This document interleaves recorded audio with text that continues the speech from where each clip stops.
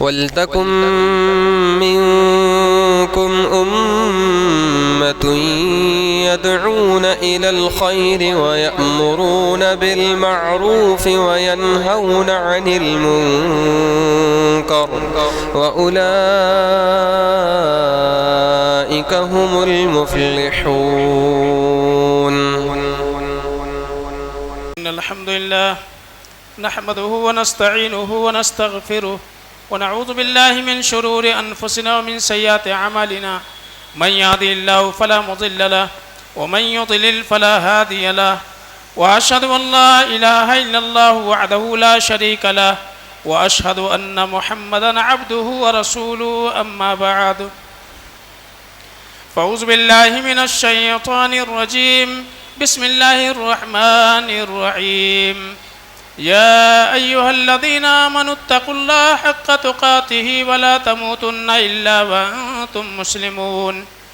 يا أيها الناس اتقوا ربكم الذي خلقكم من نفس واحدة وخلق منها زوجها وبث منهما رجالا كثيرا ونساء واتقوا الله الذي تساءلون به والأرحام إن الله كان عليكم رقيبا. يا أيها الذين آمنوا اتقوا الله وقولوا قولا سديدا يصلح لكم أعمالكم ويغفر لكم ذنوبكم ومن يطع الله ورسوله فقد فاز فوزا عظيما. فإن خير الحديث كتاب الله وخير الهدي هدي محمد صلى الله عليه وسلم وشر الأمور محدثاتها وكل محدثة بدعة وكل بدعة ضلالة وكل ضلالة في النار. فأعوذ بالله من الشيطان الرجيم. بسم الله الرحمن الرحيم. وأقيموا الصلاة وآتوا الزكاة واركعوا مع الراكعين. ہر قسم کی حمد و ثنا کبریائی بڑائی اللہ سبحانہ و تعالیٰ کے لیے ہے، جس رب کی توفیق سے رمضان المبارک کا یہ مہینہ ہمیں نصیب ہوا۔ اللہ رب العالمین سے دعا کریں کہ الہ العالمین ہم سب کے جملہ عبادات کو شرف قبولیت سے نوازے۔ بے شمار درود و سلام اللہ کے آخری نبی احمد مصطفیٰ محمد مصطفیٰ صلی اللہ علیہ وسلم پر کہ جن کی تعلیمات کی روشنی میں تمام تر عبادتیں ہم کرنے کی کوشش کر رہے ہیں۔ اللہ تعالیٰ سنتوں پر جینے اور سنتوں کے مطابق عمل کرنے کی اللہ توفیق عطا فرمائے۔ قابل احترام ساتھیوں، بزرگوں، عزیز بچوں اور میری پردہ نشین ماں اور بہنوں، میں نے سورہ بقرہ کی آیت نمبر 43 آپ کے سامنے پڑھی ہے۔ اللہ فرماتے ہیں وَأَقِيمُوا الصَّلَاةَ وَآتُوا الزَّكَاةَ وَارْكَعُوا مَعَ الرَّاكِعِينَ، نماز قائم کرو، زکوٰۃ ادا کرو اور رکوع کرنے والوں کے ساتھ رکوع کرو۔ آج کے اس خطبہ جمعہ میں اللہ کی توفیق سے کوشش یہ کریں گے کہ زکوٰۃ کی مقدار اور اس کا نصاب کیا ہے، اس کی اہمیت کیا ہے، اور اسی طرح سے چونکہ چند ایام کے بعد رمضان سے متعلق ہی ایک اہم مسئلہ اعتکاف کا ہے، اس کے تعلق سے بھی چند باتیں اختصار کے ساتھ انشاءاللہ آپ کے سامنے رکھنے کی کوشش کروں گا۔ اللہ سے دعا ہے کہ العالمین ہم سب کو حق سمجھنے عمل کرنے کی توفیق عطا فرمائے۔ حضرات گرامی، اسلام کا تیسرا اور اساسی رکن یہ زکوٰۃ ہے، بلکہ یہ کہا جائے کہ زکوٰۃ یہ اسلام کے اقتصادی نظام اور معاشی نظام کا ایک جامع تعبیر ہے۔ اسلام چونکہ اللہ رب العالمین کا پسندیدہ دین ہے، ہماگیر اور دائمی دین ہے، اس لیے ایسا نہیں ہو سکتا تھا کہ اسلام نے جہاں عقائد اور عبادات کے تمام پہلوؤں کو اجاگر کیا، وہیں اقتصادی اور اسی طرح سے اسلام کا معاشی نظام یہ تشنا رہ جائے۔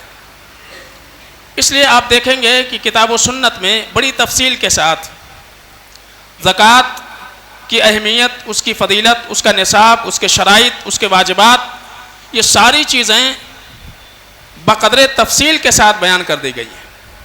اس کی وجہ یہ ہے کہ ہم یہ جانتے ہیں کہ رزق رسانی میں اللہ رب العالمین کا ایک نظام بسط و قدر کا ہے، یعنی اللہ رب العزت نے قرآن عزیز کے اندر اور اسی طرح سے محمد رسول اللہ صلی اللہ علیہ وسلم نے اپنی سنتوں سے یہ وعدے فرمایا ہے کہ اللہ رب العالمین جس کے لیے چاہتا ہے روزی کو کشادہ کر دیتا ہے، اور جس کے لیے اللہ رب العالمین چاہتا ہے روزی تنگ کر دیتا ہے۔ اس لیے تمام مخلوقات کے درمیان ہم آہنگی رہے، کوئی انسان مالی اعتبار سے پریشان نہ ہو اور سارے انسانوں کے مالی ضروریات کی تکمیل ہو سکے۔ اس لیے اللہ رب العالمین نے ان لوگوں کے اوپر جو اہل ثروت ہیں، جن کو اللہ رب العالمین نے مال سے نوازا ہے، ان کے اوپر اللہ رب العالمین نے زکوٰۃ کو لازم کیا، تاکہ سماج اور معاشرے میں جو لوگ غریب ہیں، غربت کے شکار ہیں، مفلس ہیں، فقراء ہیں، محتاج ہیں، ان کے تمام تر مالی ضروریات کی تکمیل ہو سکے۔ یہ اصل مقصود ہے زکوٰۃ کا یا صدقات کا، جو ترغیب ہے کتاب و سنت کے اندر، کہ تاکہ کوئی بھی انسان وہ غربت کا شکار نہ ہو، اور اس وجہ سے جو اصل مقصود ہے عقیدہ اور عبادت، یہ انسان کے متاثر نہ ہو سکے۔ تو اس لیے اللہ رب العالمین نے ایک نظام بنایا ہے، اور اس نظام کو بالتفصیل اللہ اس کے رسول نے بیان کیا ہے۔ میں نے جو آیت پڑھی، اللہ فرماتے ہیں وَأَقِيمُوا الصَّلَاةَ وَآتُوا الزَّكَاةَ، یہاں آپ دیکھیں کہ نماز کے بعد ہی اللہ رب العالمین نے زکوٰۃ کا حکم دیا ہے۔ قرآن میں اگر آپ غور کریں گے، تلاوت کریں گے، تو پتہ یہ چلے گا تقریباً 32 مقامات پر اللہ رب العالمین نے زکوٰۃ کا تذکرہ کیا ہے، جس میں سے 30 مقام پر زکوٰۃ کے معنی میں ہے، اور دوسری جگہوں پہ دوسرے معنی میں استعمال ہوا ہے، اور 26 مقامات قرآن عزیز کے اندر ایسے ہیں جہاں زکوٰۃ اور نماز دونوں کو ایک ساتھ اللہ رب العالمین نے ذکر کیا، 26 مقامات پر۔ اب اس سے پتہ یہ چلتا ہے کہ جس طرح سے نماز کا پڑھنا یہ ہمارے لیے ضروری ہے، ایسے ہی زکوٰۃ کی ادائیگی بھی ہمارے لیے ضروری ہے، ورنہ اللہ رب العالمین نماز اور زکوٰۃ کو ایک ساتھ ذکر نہ فرماتا تھا۔ 26 مقامات پر، ایک دو نہیں، آپ قرآن پڑھتے جائیے کہ 26 مقامات پر زکوٰۃ کی تاکید کی گئی ہے نماز کے ساتھ میں۔ تو یہ خاص طور سے اہمیت ہے زکوٰۃ کی ادائیگی کی۔ اور زکوٰۃ کا مقصود کیا ہے؟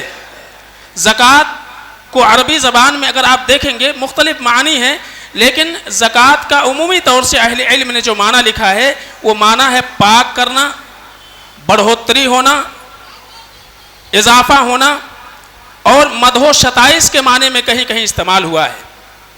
اور اسی لیے اہل علم کہتے ہیں کہ زکوٰۃ کو زکوٰۃ اس لیے کہا جاتا ہے کیونکہ زکوٰۃ کے ذریعے سے اللہ رب العالمین زکوٰۃ دینے والے کے مال میں برکت ڈال کر کے اضافہ کر دیتا ہے۔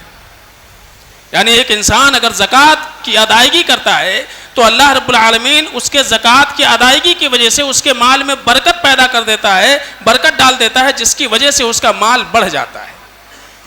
اور اسی طرح سے دوسرا فائدہ کہ زکوٰۃ کو زکوٰۃ کیوں کہا جاتا ہے، اس لیے کہ زکوٰۃ کے ذریعے سے آدمی کے لیے مغفرت کے ذریعے سے انسان کو اس کے گناہوں سے پاک کر دیا جاتا ہے۔ تو یہ دونوں معنی میں ہے کہ مال میں فی نفسی ہی اضافہ بھی ہوتا ہے، اللہ رب العالمین اس میں برکت ڈال دیتا ہے، اور اسی طرح سے زکوٰۃ کی ادائیگی کی وجہ سے انسان یہ اللہ رب العالمین کے مغفرت کا مستحق بن جاتا ہے، اور اس کی وجہ سے وہ گناہوں سے پاک ہو جاتا ہے۔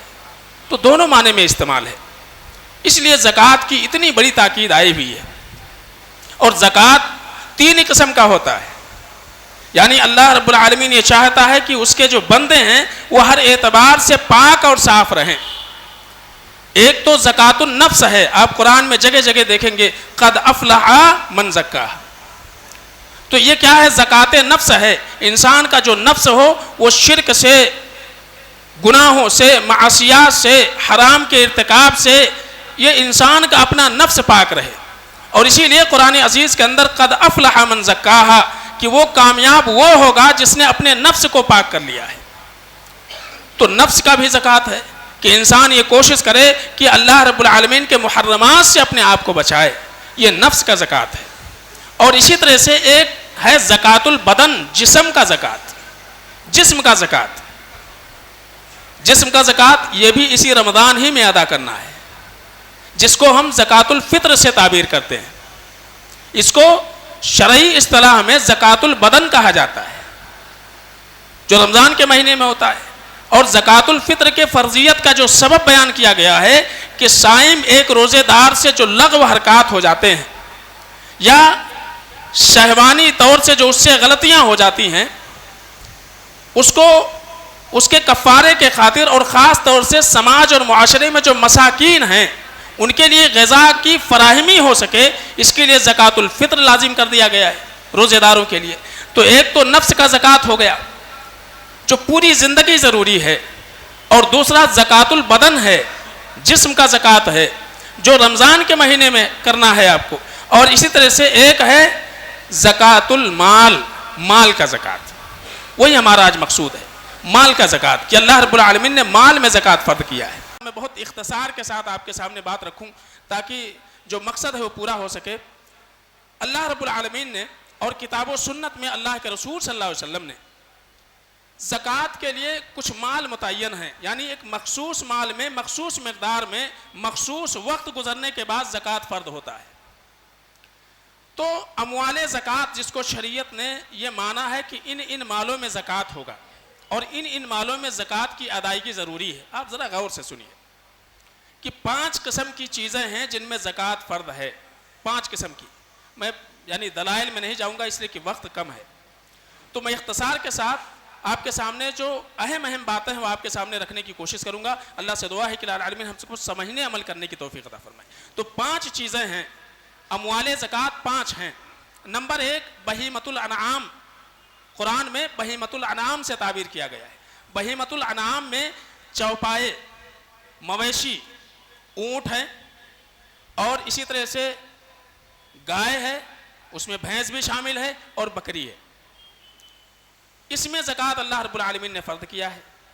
اور اسی طرح سے دوسری چیز ہے وہ ہے سونا اور چاندی، اس میں اللہ نے زکوٰۃ فرض کیا ہے۔ 2 چیزیں ہو گئیں۔ اور اسی طرح سے تیسری چیز ہے وہ زمین کی پیداوار ہے، زمین کی پیداوار، اس پر اللہ نے زکوٰۃ فرض کیا ہے۔ اور چوتھی چیز ہے اموال تجارت، وہ مال جس کو ہم کمانے کے خاطر، تجارت کے خاطر لگاتے ہیں، صرف کرتے ہیں، تو وہ اموال زکوٰۃ ہیں، اس میں اللہ نے زکوٰۃ فرض کیا ہے، تجارتی سامان۔ اور اسی طرح سے 5ویں چیز ہے رکاز اور دفینہ، معادن، کان یا رکاز، دفینہ جس کو کہا جاتا ہے۔ یعنی ایک تو یہ ہے معادن، آپ یہ سمجھتے ہیں کہ کان، جیسے کہ سونے کے کان ہو گئے، چاندی کے کان ہو گئے، ڈیزل ہو گیا، پٹرول ہو گیا، گیس ہو گیا، یہ وہ چیزیں ہیں کہ ان کے اوپر اللہ نے زکوٰۃ فرض کیا ہے۔ اور اسی طرح سے رکاز یعنی دفینہ کا معنی یہ ہوتا ہے کہ آپ کو کوئی مدفون خزانہ مل گیا تو اس کے اوپر بھی زکوٰۃ ہے۔ اب زکوٰۃ کے لیے جو شرائط ہیں عام طور سے، اب 5 قسم کے مال ہو گئے، 5 قسم کے مال میں سے 3 قسم کے مال ایسے ہیں کہ ان کے اوپر 1 سال گزرنے کے بعد زکوٰۃ واجب ہوتا ہے۔ 3 قسم کے مال، سال گزر جائے گا تب اس کے اوپر زکوٰۃ ہوگا۔ اس میں سے پہلا ہے مویشی، اس کے اوپر سال گزر جائے گا تو پھر زکوٰۃ لازم آئے گا۔ اور دوسرے سونے چاندی ہیں، سال گزرنے کے بعد، اور اسی میں کرنسی آپ کے شامل ہیں، روپے پیسے یہ شامل ہیں، تو اس کے اوپر سال گزر جائے گا تو زکوٰۃ ہوگا۔ اور اسی طرح سے تیسری چیز آپ کی مال تجارت ہے، اس کے اوپر سال گزر جائے تو پھر زکوٰۃ ہے۔ اب 2 چیزیں بچتی ہیں، ایک تو زمین کی پیداوار اور دوسرے دفینے، ان کے اوپر سال گزرنا ضروری نہیں ہے، بلکہ اللہ فرماتے ہیں وَأَتُوا حَقَّهُ يَوْمَ حَصَادِهِ، کہ جس دن تمہیں یہ مال حاصل ہوا اسی دن آپ کو زکوٰۃ دینی ہے۔ ایسا نہیں ہے کہ خزانہ آج آپ کو ملا، انتظار کریں گے سال بھر گزرے گا اس کے بعد آپ دیں گے۔ زمین میں پیداوار، آپ نے کھیتی اپنی فصل کاٹی، سال انتظار نہیں کریں گے، جس دن آپ نے فصل کاٹی ہے اسی دن آپ کو دینا ہے۔ تو یہ 5 قسم کے ہو گئے۔ تو چوپائے کا ہم چھوڑتے ہوئے ہم ذکر کرتے ہیں سب سے پہلے کھیتی سے پیداوار جو ہے، جو پیداوار ہے اناج اور غلے کی شکل میں ایک کسان جو حاصل کرتا ہے، اہل علم نے اس کی احادیث کی روشنی میں وسق کا الفاظ اللہ کے نبی صلی اللہ علیہ وسلم نے استعمال کیا کہ 5 وسق سے کم میں زکوٰۃ نہیں ہے، 5 وسق سے کم میں زکوٰۃ نہیں ہے۔ اناج کی آپ نے ایک پیمانہ بتا دیا وسق۔ آج اہل علم نے جو اس تعلق سے لکھا ہے کہ 5 وسق کلو گرام میں کتنا ہوگا، تو اہل علم نے 9 کنٹل لکھا ہے، 900 کلو گرام، 9 کنٹل۔ اگر کسی کے پاس 9 کنٹل غلہ ہوتا ہے تو اس کے اوپر زکوٰۃ ہے، 9 کنٹل غلہ، 9 کنٹل غلہ، 900 کلو گرام اگر کسی کے پاس غلہ ہوتا ہے، کھیت سے پیداوار ہوتی ہے تو اس کے اوپر زکوٰۃ ہے، چاہے وہ گیہوں ہو، چاول ہو، یا مٹر ہو، چنا ہو، جو ہو، یا مٹر ہو، چنا ہو، جو ہو، جو بھی ہم استعمال کرتے ہیں، کپاس ہو، گنا ہو، اگر 900 یعنی 9 کنٹل ہوتا ہے تو اس کے اوپر زکوٰۃ ہے، اگر اس سے کم ہے زکوٰۃ نہیں۔ تو پیداوار میں زکوٰۃ کے تئیں اللہ کے رسول صلی اللہ علیہ وسلم نے بیان فرمایا کہ اگر اس پیداوار کا انحصار صرف اور صرف آسمان کے پانی پر ہو، بارش کے پانی پر ہو، اسی سے ہوتا ہو، اور آپ کو اس میں پانی وغیرہ دینے کی ضرورت نہیں ہے، تو پھر اس میں 10واں حصہ ہے۔ اس میں کیا ہے؟ 10واں حصہ ہے، یعنی 1 کنٹل پہ 10 کلو آپ کو دینا ہے، 1 کنٹل پہ 10 کلو دینا ہے۔ اور بہت سارے لوگ سنتے ہیں کہ 9 کنٹل پہ اشرا ہے، اب 9 کنٹل سے آگے جو ہوگا اس کے اوپر اشرا رہے گا، نہیں، 9 کنٹل آپ کے پاس ہو گیا تو ہر کنٹل پہ 9 کنٹل یا اس سے زائد ہر کنٹل پہ آپ کو 10 کلو دینا۔ اور اسی طرح سے اگر آپ نے پانی دیا ہے، آپ کا پیسہ لگا ہوا ہے، آپ نے کوشش کی ہے، تو ایسے وقت میں 20واں حصہ ہے، 20واں حصے کا مطلب یہ ہے کہ ہر کنٹل پہ 5 کلو آپ کو دینا۔ اور کس دن؟ وَأَبُوا حَقَّهُ يَوْمَ حَصَادِهِ، جس دن غلہ آپ کاٹ کے لائیں گے اسی دن آپ کو دے دینا۔ سال میں آپ 2 فصل تیار کرو، 3 فصل تیار کرو، پیاز تیار کرو، لہسن تیار کرو، ادرک تیار کرو، جو بھی ہے، اس میں آپ جس دن اس کو نکالیں گے اسی دن آپ کو زکوٰۃ دینا ہے۔ اس کو عشر کہا جاتا ہے۔ تو یہ پیداوار کی زکوٰۃ۔ اور اسی طرح سے یہ بھی ذہن میں رہے کہ 2 پیداوار کو ایک ساتھ مکس نہیں کیا جائے گا۔ کسی نے پیاز لگایا ہے، لہسن لگایا ہے، چنا لگایا ہوا ہے، اب سب مل کر کے 9 کنٹل ہو رہے ہیں، زکوٰۃ نہیں۔ یا ایک چیز الگ الگ، اگر وہ مثلا آپ کے پاس چاول ہوا 9 کنٹل سے زیادہ ہو گیا، گیہوں 5 ہی کنٹل ہوا، گیہوں پہ زکوٰۃ نہیں، بلکہ جو نصاب کو پہنچ رہا ہے، جو مال، جو جنس نصاب کو پہنچ رہا ہے اسی جنس کے اوپر زکوٰۃ۔ تو ہر جنس الگ الگ کیا جائے گا، اس کو ملایا نہیں جائے گا ایک ساتھ۔ اور اسی طرح سے دوسری چیز ہے سونا اور چاندی۔ سونا اور چاندی، چاندی اگر 644 گرام چاندی ہے، 644 گرام چاندی، گرام کی شکل میں بتا، 644 گرام چاندی اگر کسی کے پاس ہے یا اس سے زیادہ ہے تو اس کے اوپر زکوٰۃ ہے کتنا؟ 2.5%، 2.5% اس کے اوپر زکوٰۃ ہے۔ 644 گرام چاندی سال بھر گزرنا اس کے اوپر ضروری ہے کہ آپ نے آج خریدا ہے اور سال بھر گزر گیا، سال گزرنے کے بعد آپ دیکھیں گے کہ اتنی چاندی اگر مارکیٹ میں خریدنے جائیں تو کتنے میں ملے گا، اتنے میں آپ کو زکوٰۃ ادا کریں۔ تو 644 گرام اگر 43 گرام ہے تو زکوٰۃ نہیں، 600 گرام میں زکوٰۃ نہیں ہے، لیکن 644 گرام ہو گیا تو آپ کو زکوٰۃ دینا، یا اس سے زائد ہے آپ کو زکوٰۃ دینا 2.5% پورے کے اوپر۔ سونا، سونے کے اوپر زکوٰۃ ہے سال گزرنے کے بعد، چاہے وہ پہننے والا زیور کی شکل میں ہو یا اسی طرح سے سکے اور بسکٹ کی شکل میں ہو۔ اہل علم نے اختلاف کیا ہے عام طور سے کہ استعمال کی چیزیں، ایک عورت ایک زیور پہنتی ہے، وہ اس کی استعمال کی چیز ہے تو کیا اس کے اوپر زکوٰۃ دے یا نہیں دے؟ بعض اہل علم نے کہا سال میں ایک بار دے دے، معاملہ ختم ہو جائے، ایک ہی بار دینا ہے۔ بعض اہل علم نے کہا کہ دینا ہی نہیں ہے، لیکن صحیح بات یہ ہے کتاب و سنت کی روشنی میں، دلائل کی روشنی میں، وہ لوگ جو نہ دینے کے قائل ہیں ان کے برعکس دینے والے کے تعلق سے، دینے کے تعلق سے جو دلائل ہیں وہ زیادہ راجح ہیں۔ اس لیے صحیح بات یہ ہے کہ سونا اور چاندی وہ زیور کی شکل میں ہو، سکے کی شکل میں ہو، جس بھی شکل میں ہو، اگر سال اس کے اوپر گزرتا ہے، عورت اس کو پہنے نہ پہنے، لیکن اگر اس نے بنا کے رکھا ہوا ہے اس کے اوپر سال گزرنے پر زکوٰۃ ہے، ہر سال ہے، ہر سال ایسا نہیں کہ ایک بار دے دیے ہو گیا ختم ہو گیا، نہیں، ہر سال زکات کتنا ہے؟ اب چونکہ سونا جو ہمارے مارکیٹ میں عام طور سے 18 کیرٹ اور 22 کیرٹ اور اسی طرح سے 24 کیرٹ، اس پہ ذرا دھیان کر لیں کہ زیورات عمومی طور سے جو بنتے ہیں وہ 18 اور 22 کیرٹ میں بنتے ہیں۔ اگر کسی کے پاس 24 کیرٹ گولڈ میں 24 کیرٹ میں سونا ہے، گولڈ ہے اس کے پاس، تو 85 گرام ہونا چاہیے۔ کتنا ہونا چاہیے؟ 85 گرام، 8.5 تولہ 85 گرام۔ اگر 24 کیرٹ کا خالص سونا ہے اس کے پاس، اور اگر کسی کے پاس 22 کیرٹ والا ہے، 22 کیرٹ، تو 97 گرام ہونا چاہیے۔ 97 گرام اگر اس کے پاس ہے تو پھر اس کے اوپر زکات۔ اور 18 کیرٹ اگر کسی کے پاس ہے تو 113 گرام ہونا چاہیے۔ 18 کیرٹ کا جو گولڈ ہے اس پہ 113 گرام اگر ہے، یعنی کسی کے پاس زیور ہے تو اس کو آپ شمار کریں گے 24 کیرٹ والا آپ کے پاس کتنا۔